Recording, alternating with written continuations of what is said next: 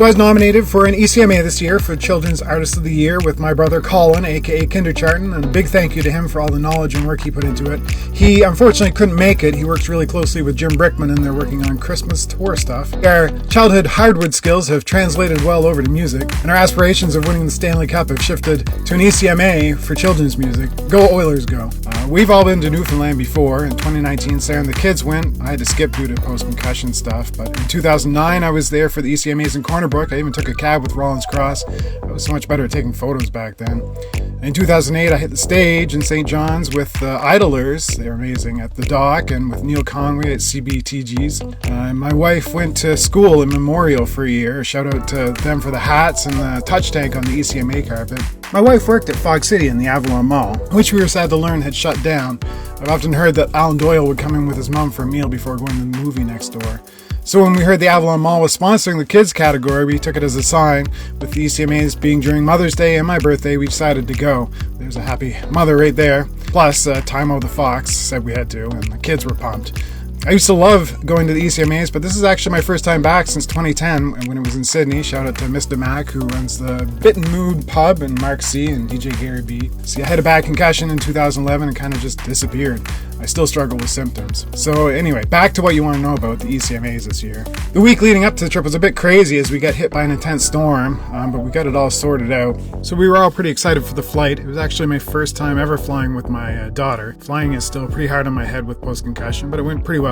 Classified was on my flight and I said hello. There's a throwback to kicking it with him at the ECMAs way back in 2003. I spotted Brett Matthews on the flight, who would go on to win Country Album of the Year.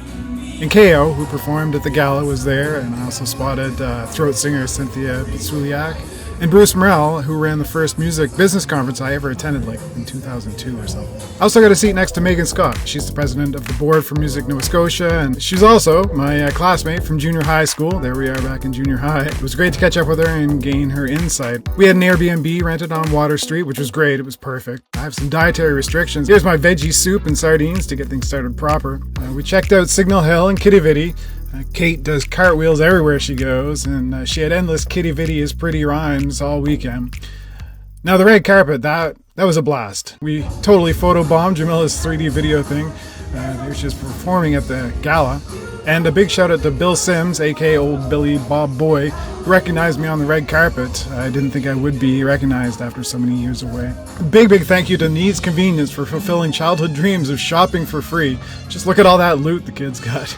Then we were all seated and ready for the big show. The free Blue Lobster raspberry lemonade on the red carpet was delicious and a nice treat. So back when I was in high school in Fredericton in the 90s, Misha Brewer-Gosman-Lee would perform at assemblies. I think this was my first time seeing her perform live, and she would go on to win the ECMA for Jazz Release of the Year. Jamila won R&B Soul Release of the Year and gains my full respect for encouraging conversations to help heal the tensions with the ECMAs. Without having to belabor what we've gone through, what I am is excited about what is to come.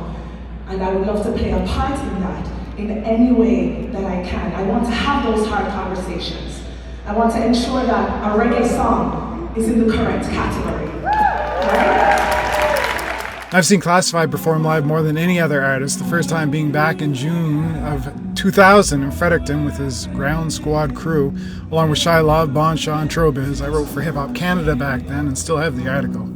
I was really excited for my kids to see him perform. Without pay, like, wonder why inflation costs rises but no pay, like, while they say I'm underground but still ain't got no great sight. I guess it's what success is supposed to taste like. I wonder. In his acceptance speech, he called himself the biggest loser, which, unbeknownst to me, really caught my son's attention because after he won his 5th ECMA award, my son leaned over and said, "I guess he's not the biggest loser now," which made me chuckle. Not one of the most nominated artists of all time, which means I'm also the biggest loser.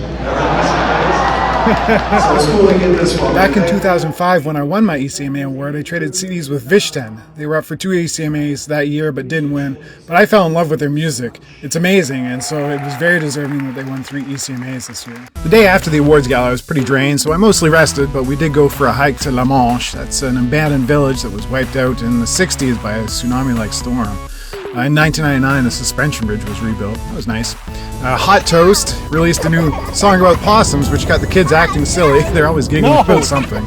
You said the frog ate a possum. Sarah kept the kids busy when they went to the Johnson Geo Center. My son wanted to see the Dominion grocery store built in the old Memorial Hockey Arena where the St. John's Maple Leafs used to play. And the kids were determined to hunt down new flavors of Crush, lime, birch beer, and pineapple. Saturday, I checked out some conference sessions and ran into Martin Hickey of the East Coast Top 30 Countdown, where he informed me that Baby Boogie would be debuting that week. As of today, it's at number 18, and big thank you to Martin for all that you do. We also made it out to enjoy a quintessential foggy view of St. John's. Now Sunday, that was the awards show when the Children's Award was to be announced. There I met the amazing Heather Feather, who was also nominated in the children's category. Originally from Mount Pearl, she now lives in Montreal. Her new music is seriously amazing, and we really can't wait to hear the whole new album in June. And she won the award, and we were all super pumped. I'm very happy for her. To the whole musical community, to the Children's Music Network, and to RAMPT, recording artists and music professionals with disabilities, I'm truly honored, so thank you so much.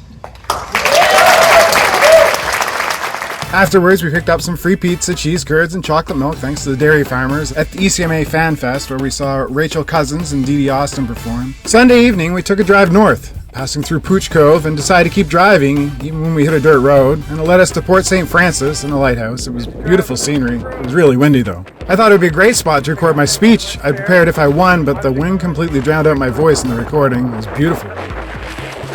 It was snowing the next day when we left for the airport. However, in Ottawa, it was going to be 25 degrees. I arrived home to some birthday gifts, a gluten-free, lactose-free cupcakes, a replacement battery pole saw. I was hoping for an opportunity to perform at the ECMAs, but despite that, we still had an amazing time, and fittingly, the birthday gods replaced my old broken trainer amp from my performing days with a new one. Hopefully that means I can make some of my own shows again soon. Anyway, we had a great time.